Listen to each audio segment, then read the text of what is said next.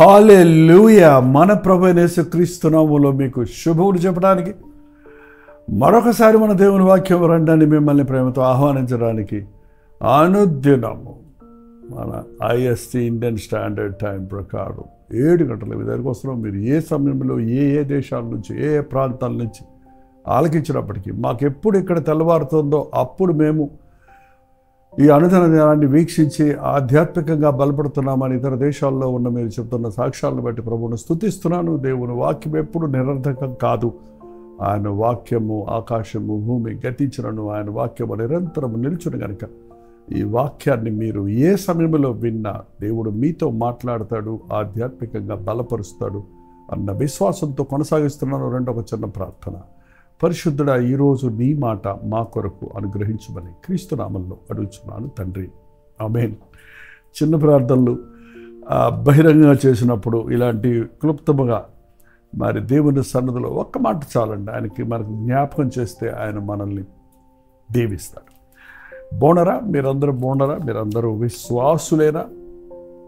క్రైస్తవులు అనే మాట ఒకటైతే విశ్వాసులు అనే మాట మరింత కొంచెం పటిష్టమైంది. విశ్వాసం లేని క్రైస్తవులను ఎంతోమంది లోకంలో చూస్తున్నాం. కానీ విశ్వాసులు అన్నప్పుడు వారు వెలిచూపును బట్టి కాక విశ్వాసమును బట్టి నడుస్తాడు. ఆనాడు మార్టిన్ లూథర్ చెప్పాడు, నీతిమంతుడు విశ్వాసము ద్వారా బ్రతుకును. దేవుడు ఆయనతో మాట్లాడిన మాటతో క్రియలు కాదు విశ్వాసం ముఖ్యమన్నాడు. అంటే క్రియలు అంటే దేవుడిని సంతోషపెడటానికి మనం ఆయనకి కానుకలు ఇవ్వాలి, ఆయనకి కొన్ని ఆచారాలు పాటించాలి, ఆయన్ని సంతోషపెట్టినట్లుగా బలులు అర్పణలు చెల్లించాలన్నది పాత నిబంధనలు కూడా చూస్తున్నాం. లోకంలో ఎక్కడ చూసినా అదే. నీకు పంటలు బాగా పండాలంటే మాకు బలియ్యి, ఎడ్లను బలియ్యి, రక్త బలియ్యి, నరబలియ్యి అని కోరే దేవతలు దేవుళ్ళు కూడా ప్రపంచంలో అప్పుడు ఉన్నారు, ఇప్పుడు ఉన్నారన్న సంగతి మనకు తెలుసు. దేవుళ్ళు అనబడేవారు అని కూడా మనకు తెలుసు. కానీ దేవుడు నీ దగ్గర బలి కోరేవాడు కాదు. నీ దగ్గర నీ విశ్వాసాన్ని నిరూపించడానికి పెద్దగా నువ్వేదో చెయ్యాలనుకోలేదండి. న్యాయంగా నడుచుకో, కనికరం కలిగి బ్రతుకు, ఇంతే కదా ప్రభు నీ దగ్గర అడుగుతున్నాడు అని ప్రభు చెప్పాడండి. కాబట్టి విశ్వాసము వేరు, క్రియలు వేరు. క్రియల ద్వారా విశ్వాసం ఉందని కొంచెం కన్ఫ్యూజన్ అండి. ఇక్కడ చాలామంది ఏంటంటే క్రియలను విశ్వాసాన్ని కన్ఫ్యూజ్ చేస్తున్నారు. ఒకసారి అదే మనకి యాకోబు దానికి స్పష్టతనిచ్చాడు. మీకు స్పష్టంగా వాక్యంలో ఏముందో అదే చెప్తే ఒకవేళ మీలో కూడా అటువంటి సందేహాలు ఏమైనా ఉంటే వాటి నుంచి మీరు కూడా మనం అందరం కూడా ఈ రోజున ఒక క్లారిటీలోకి వద్దాం, ఒక సరైన గ్రహింపులోకి వద్దాం. యాకోబు పత్రిక 3వ అధ్యాయము 20వ వచనం చదువుతున్నాను చూడండి. 2వ అధ్యాయము 20వ వచనం. వ్యర్థుడా, నీ క్రియలు లేని విశ్వాసము నిష్ఫలమైనదని తెలుసుకుని కోరుచున్నావా? క్రియలు లేని విశ్వాసము నిష్ప్రయోజనం. అంటే క్రియల ద్వారా విశ్వాసాన్ని నిరూపించాలి. 17వ వచనం చూస్తే ఇంకా స్పష్టంగా ఉంది. అలాగే విశ్వాసము క్రియలు లేనిదైతే అది ఒంటిగా ఉండి మృతమైనదగును.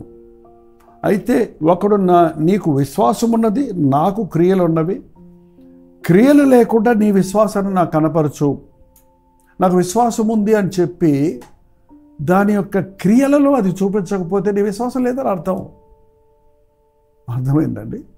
నేను చాలా గొప్ప విశ్వాసం అంటావు, అవసరం వచ్చినప్పుడు మనుషుల్ని ఆశ్రయిస్తావు. నేను దేవుడిని నమ్ముతున్నాను అని వాగ్దానాలు నమ్ముతున్నాను అంటావు, కానీ నీవు అవసరం వచ్చినప్పుడు యెహోవా ఈరే అనే మాట నమ్మకుండా లోకంలోకి వెళ్ళిపోతావు. లోకంలో ఉన్న సహాయకులు కోరుకుంటుంటావు. చూసారండి, నన్ను స్వస్థపరిచే యెహోవాను నేనే అన్న ప్రభు మాట నాకు విశ్వాసం ఉందంటావు, కానీ నువ్వు వైద్యుల్ని ఆశ్రయిస్తావు. డోంట్ మిస్అండర్స్టాండ్ మీ. వైద్యుల దగ్గరికి వెళ్ళడం తప్పు కాదు, కానీ వైద్యుల మీదనే ఆధారపడడం ఖచ్చితంగా తప్పు. స్వస్థపరిచే యెహోవా ఆయనే. Doctor treats but God heels. తప్పులేదు, మందులు వేసుకోవాలంటే అవసరం అంటే వేసుకోండి, కానీ మందు కాదు మిమ్మల్ని బాగు చేసేది. ఆ మందు మీలో పనిచేసేటట్టు చేసే మీ విశ్వాసము దేవుని కృప అన్నది గుర్తుపెట్టుకోవాలి. నాకు క్రియలు ఉన్నాయి అంటే అది క్రియలు విశ్వాసంలో చూపించకపోతే ప్రయోజనం ఏంటి? నేను దేవుడిని నమ్ముతున్నాను అంటే దేవుడు చెప్పినట్టుగా నువ్వు బతకపోతే ప్రయోజనం ఏంటి? నీవు నమ్మినప్పుడు ఆ నమ్మిన దేవుని మాట వినాలి. నాకు క్రియలున్నవి, క్రియలు లేకుండా నీ విశ్వాసం కనపరచుము, నేను నా క్రియల చేత నా విశ్వాసమును నీకు కనపరచదను. క్రియల చేత నా విశ్వాసము ఎంతని నేను కనపరుస్తాను అని కింద ఇచ్చాడు. మన విశ్వాసమునకు పితరుడైన అబ్రహాము, విశ్వాసమునకు పితరుడైన అబ్రహాము దేవుని నమ్మాడు, దేవుని యందు విశ్వాసం ఉంచాడు. నీకొకగానొక్కడైన కుమారుని నాకు బలీమన్నప్పుడు నమ్మాడు. నా కుమారుడు నాకు తిరిగి ఇవ్వబడతాడని నమ్మాడు. బలి కోరేవాడు కాదని ప్రభువు నమ్మాడు. అదే సమయంలో ఊరుకోలేదు, తన కుమారుడిని బలి ఇవ్వడానికి సిద్ధపడ్డాడు. బలి పీఠం కట్టాడు, ఆ కుమారుని చేతులు కట్టి బలిపీఠం మీద పెట్టాడు, కట్టెల మీద పెట్టాడు.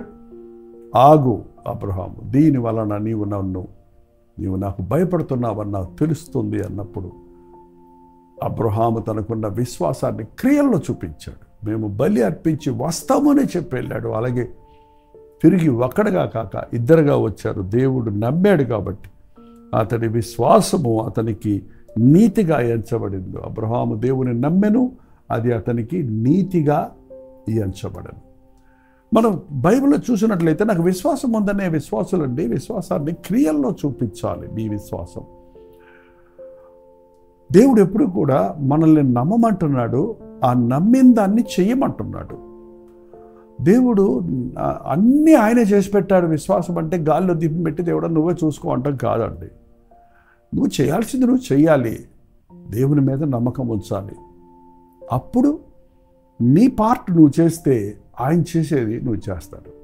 ఆనాడు ఇశ్రాయేలుకి యుద్ధాలు వచ్చినప్పుడు మీరు యుద్ధ సన్నద్ధులై సిద్ధపడండి, యుద్ధానికి వెళ్ళండి, మీరు ఊరక నిల్చండి, చూడండి యుద్ధం యెహోవాదే. మరి యుద్ధం ఆయనే చేస్తే వీళ్ళెందుకు సిద్ధపడాలి? యుద్ధ భూమికి ఎందుకు వెళ్ళాలి? దేవుడు జయమిస్తాడు అన్న విశ్వాసంతో వాళ్ళు వెళ్తేనే కదా. ఇంట్లోనే కూర్చొని దేవుడే చూసుకుంటాడులే అంటాం కాదు కదా. ఆ రోజు నోవహుతో చెప్పాడు, వరద వస్తుంది, ఓడ కట్టు, ఇలా కట్టు, అలా ఇది వాడు, ఇంత కొలతలు, అన్ని వివరాలు చెప్పాడండి.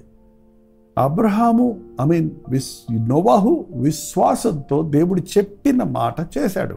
చుట్టూ ఉన్నోళ్ళు ఎగతాళి చేసినా సరే, అది అనుకూలమైన పరిస్థితి కాకపోయినా సరే, వర్షం అనేదే తెలియదు అప్పుడు అసలే.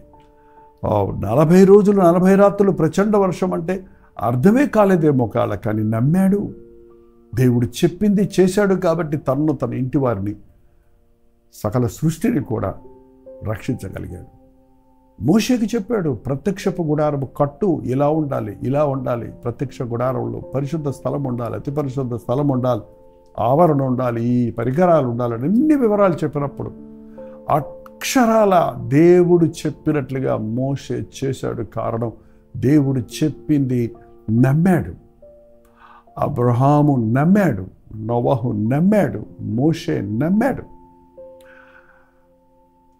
ఒకసారి దావీదు తన స్థలానికి తిరిగి వచ్చేటప్పటికి తన కుటుంబాలన్నీ కూలగొట్టున్నాయి, కాల్చివేయబడున్నాయి, భార్య బిడ్డలందరూ చెరపట్టబడ్డారు. అందరూ ఏడవలేనంత శక్తి లేనంతగా బిగ్గరగా ఏడ్చి గొడపెట్టి చివరికి అందరూ కలిసి దావీదు మీద తిరగబడ్డప్పుడు దావీదు తన దేవుని మీద తాను ధైర్యపరచు, దేవుని ఎంత విశ్వాసం ఉంచాడు. ఇంకో మాట చెప్పాలంటే విశ్వాసం ధైర్యం ఇస్తుందండి.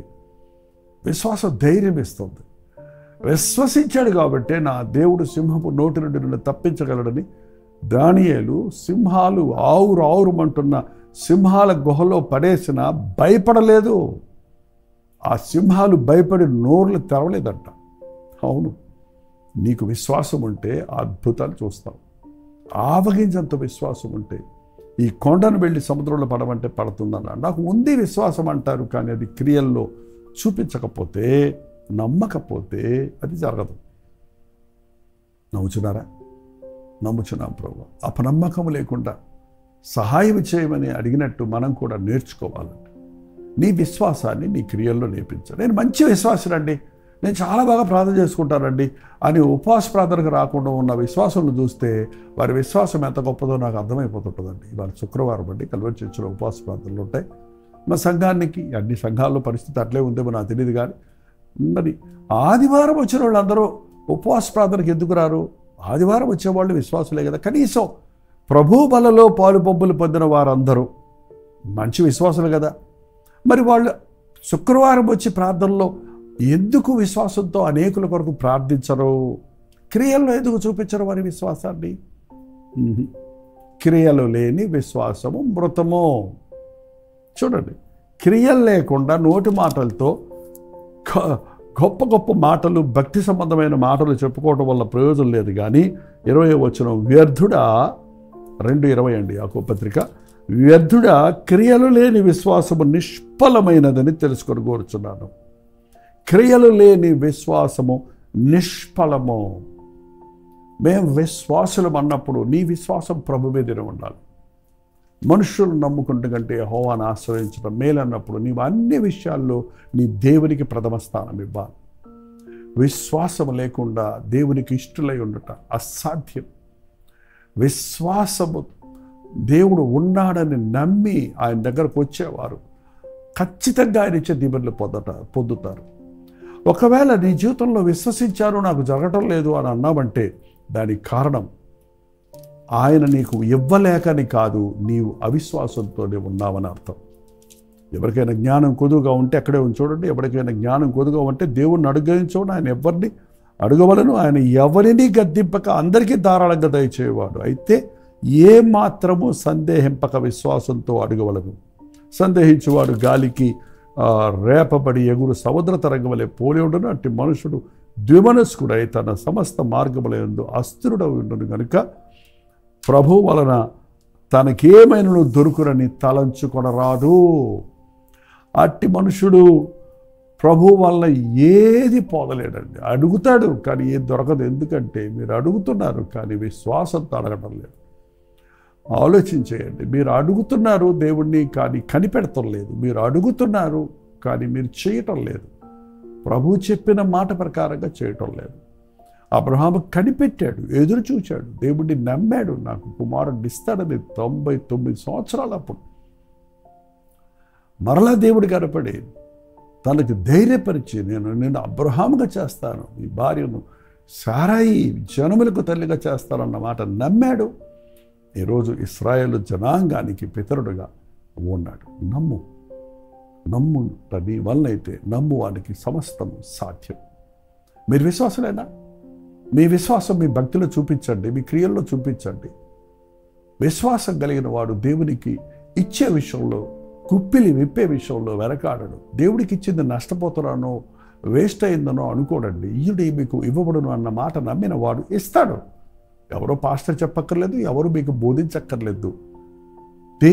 దేవుని యొక్క మీద విశ్వాసం ఉన్నవాడు, దేవుణ్ణి ప్రేమించేవాడు, తన సొంత కుమారుడిచ్చిన ప్రభువును ప్రేమించేవాడు తను దేవుని కొరకు ఏదైనా చేయడానికి సిద్ధపడతాడు. ఇవాళ అనేక మంది ప్రభు సేవకు పిలుస్తుంటే రారు. ఎందుకు? నేను విశ్వాసిని అంటారు, దేవుడు పిలుస్తున్నాడు, నాకు పిలుపు ఉందంటారు. మరి సేవకు సమస్తం వదిలిపెట్టి రమ్మంటే నా భవిష్యత్తు ఏమవుద్దో, నా పిల్లల భవిష్యత్తు ఏమవుద్దో, నేను ఎలా బ్రతకాలి అనే మాటతో ఆగిపోతారు. చూడండి, వారు విశ్వాసులు అంటారా, అవిశ్వాసులు అంటారా? అవిశ్వాసులే. అవిశ్వాసి ఏది పొందలేడండి. దయచేసి అవిశ్వాసులుగా ఉండక విశ్వాసిగా ఉంటూ ప్రార్థన. పరిశుద్ధుడా, ప్రేమగల తండ్రి, మా విశ్వాసమును మా క్రియలలో అనుదినము మేము చూపించినట్లు, నీ విషయాలలో మొదటి స్థానం ఇచ్చినట్లుగా నిన్ను నమ్మిన వారికి ఏ మేలు కొదువు ఉండదని నమ్ముటకు, నీ వాగ్దానాలు నమ్ముటకు, నీ చిత్తానుసారంగా బ్రతుకుటకు, నీవు చెప్పింది చెప్పినట్టు చేసి మేము విశ్వాసులమని నిరూపించుకున్నటకు మా ఒక్కొక్కరికి సహాయము చేయమని క్రీస్తు నామములో అడుగుచున్నాను తండ్రి. ఆమేన్. తండ్రి అయిన దేవుని యొక్క ప్రేమయు, కుమారుడైన క్రీస్తు యొక్క కృపయు, ఆదరణకర్త అయిన పరిశుద్ధాత్మ యొక్క సహవాసమును కూడి వచ్చిన మనందరికీ ఇప్పుడును సదాకాలము తోడయుండును గాక. ఆమేన్. దేవుని స్తోత్రం. మీ ప్రార్థనా వసతులు పారాలు 954041 నెంబర్కి, ఇతర దేశాల్లో ఉంటే 91001000 నెంబర్కి టెక్స్ట్ లేక వాయిస్ మెసేజ్ ద్వారా వాట్సాప్ పెట్టండి. మీ పక్షంలో మేము ప్రార్థిస్తున్నాం, మీరు ప్రార్థించండి, తప్పక జవాబిస్తాడు. మీ విశ్వాసము క్రియలలో కనిపించనివ్వండి. మీరు దేవుడు చెప్పింది చెప్పినట్టు చేయండి. దేవుడు మీ జీవితాల్లో అద్భుతాలు తప్పక జరిగిస్తాడు. ప్రవచితమైతే మధ్యాహ్నం 3 గంటలకు హెచ్చరిక, అలాగే రాత్రి ఇవాళ శుక్రవారం కదా, కల్వరి చర్చిలో జరిగే ఉపవాస ప్రార్థన మీకు లింక్ ఇస్తున్నాం. కొంచెం ఆలస్యమైన 11:10 అయినా మాతో పాటు మీరు కూడా ప్రార్థనలో ఉండడానికి సిద్ధపడండి. దేవుడు అద్భుతంగా విశ్వాసము ద్వారా, విశ్వాస ప్రార్థన ద్వారా దేవుడు తన అద్భుత కార్యాలు మన జీవితాల్లో జరిగిస్తాడు. అంతవరకు దేవుడు మహాకృప మీకు తోడేడు గాక.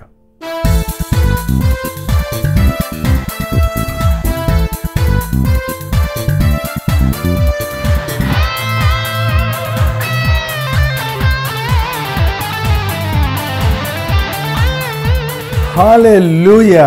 చెన్నై పరిసర ప్రాంతాల్లో ఉన్న వారికి శుభవార్త.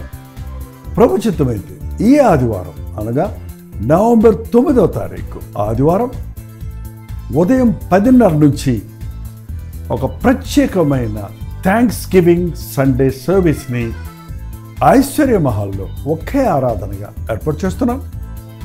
కల్వరి చర్చ్ మెంబర్స్ అందరూ, చెన్నై నలుమూలలు ఉన్నవారు, దూరభారములని చెప్పి రాలేకపోతున్న వారు కూడా కుటుంబాలుగా ఈ ఐశ్వర్య మహల్లో జరిగే ఆరాధనకు రండి. వ్యక్తిగతంగా మిమ్మల్ని చూడడానికి, ప్రార్థించడానికి అవకాశాన్ని కలుగుతుంది.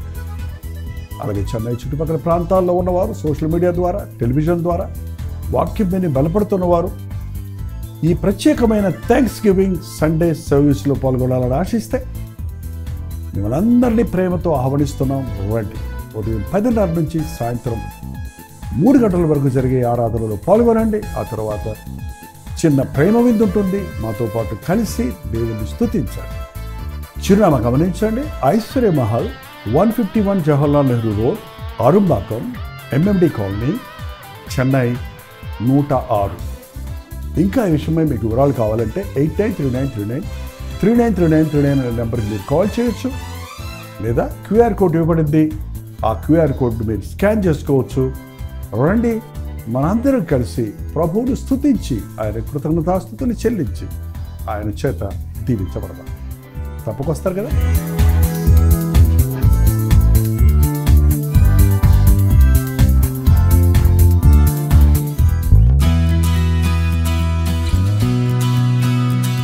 హల్లెలూయా. న్యూఢిల్లీ పరిసర ప్రాంతాల్లో ఉన్న వారికి శుభవార్త. ప్రవచితమైతే ఈ నవంబర్ 12వ తారీఖున YWCA కాన్స్టంటియా హాల్లో 1 డే గెట్ టుగెదర్ను న్యూఢిల్లీలో మీ కొరకు ఏర్పాటు చేస్తున్నాం. మధ్యాహ్నం 2 గంటల నుంచి 6 గంటల వరకు, అలాగే 6 గంటల నుంచి 9 గంటల వరకు జరిగే ఈ 2 సెషన్స్ తెలుగువారు, హిందీ వారు, తమిళ వారు మీరు పాల్గొంటారని మనందరం కలిసి దేవుని స్తుతించడానికి, ప్రార్థించుకోవడానికి, ముఖ్యంగా టీవీ ద్వారా, సోషల్ మీడియా ద్వారా వాక్యం వింటున్న మిమ్మల్ని ముఖాముఖిగా చూడాలని, మీకోసం ప్రార్థించాలని, వ్యక్తిగతంగా మీకోసం ప్రార్థించాలని వెళ్ళి వస్తున్నాం. రండి, పాల్గొనండి, దైవాశీస్సులు పొందండి. మరిన్ని వివరాలు కావాల్సిన వారు 8939393939 నెంబర్కి కాల్ చేయండి. లేదా ఈ QR కోడ్ స్కాన్ చేసుకోండి. గుర్తుపెట్టుకోండి, నవంబర్ 12వ తారీఖు న్యూఢిల్లీలో YWCA కాన్స్టంటియా హాల్లో, అశోక్ రోడ్లో ఉన్న హాల్లో 1 డే గెట్ టుగెదర్ జరుగుతుంది. రండి, మీ స్నేహితుల్ని, బంధువుల్ని అందరినీ కూడా ఆహ్వానించండి. తప్పకొస్తారు కదా.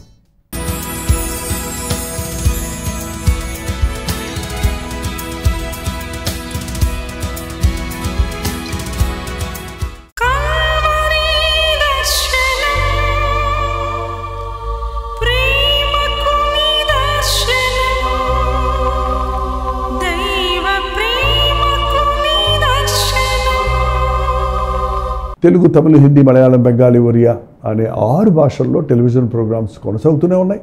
భారభరితమైన పరిచయంలో మీరు సహకరించాలని ఆశిస్తే, ప్రభు మిమ్మల్ని ప్రేరేపిస్తే మీ విరాళాలు, కానుకలు వారికి మీరు పంపించవచ్చు. అవి నేరుగా టీవీ ఛానల్స్కి వెళ్తాయి. అందులో ఏది మేము మా సొంత ఖర్చుల కొరకు ముట్టుకోవట్లేదు, వేరే పరిచయ కొరకు ముట్టుకోవట్లేదు. టెలివిజన్ పరిచయలో ఇంకా సువార్త వినని వారికి అది అందించాలని ఆశతో ఒక 20 సంవత్సరాలుగా కొనసాగుతున్న పరిచయం కొరకు ప్రార్థించండి, మీ సహకారాన్ని అందించండి. ఈ విషయం మీకు ఇంకా వివరాలు కావాలంటే 89393939 అనే నెంబర్కి మార్నింగ్ 10 నుంచి ఈవినింగ్ 10 లోపల మీరు ఫోన్ చేయండి, వివరాలు మీకు తెలియజేస్తాను.